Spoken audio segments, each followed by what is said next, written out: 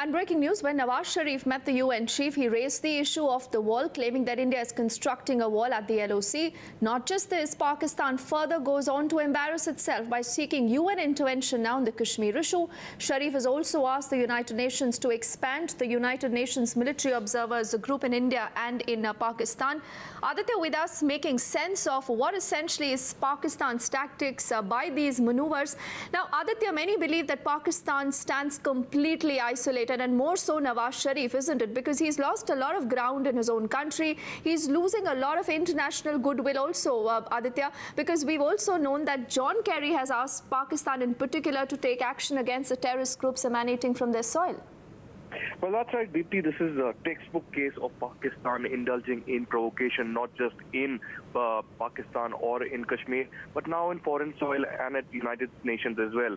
Now, Nawaz Sharif today had two meetings with Ban Ki-moon, who is the chief of the United Nations, and also Secretary of State of United States, John Kerry. In both these meetings, Nawaz Sharif, Prime Minister of Pakistan, has raised concerns for alleged ceasefire violations by India, and yet again brought up the Kashmir issue, talking about the alleged wall that they have been claiming that India has built along the LOC for over 197 kilometers.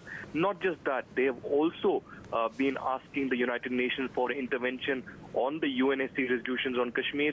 And now we are also hearing that Pakistan has asked for an expansion of the United Nations military observers group in India and Pakistan.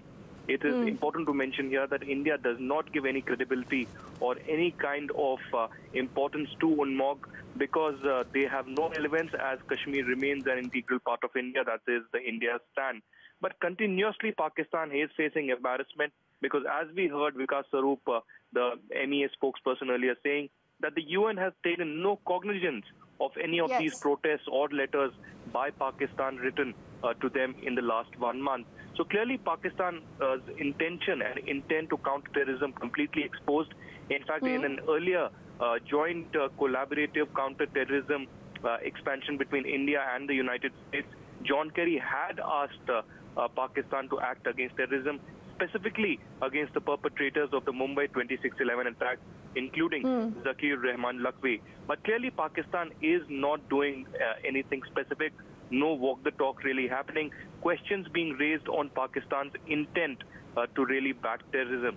So clearly at this moment, the momentum is building for the UNGA summit where, of course, Pakistan's Prime Minister would be speaking as well. But with each passing minute and each passing hour, Pakistan only embarrassing itself because while Narendra Modi, India's Prime Minister, talks about the digital diplomacy and digital India and expansion of India in many ways, Pakistan, it seems, is still stranded on Kashmir.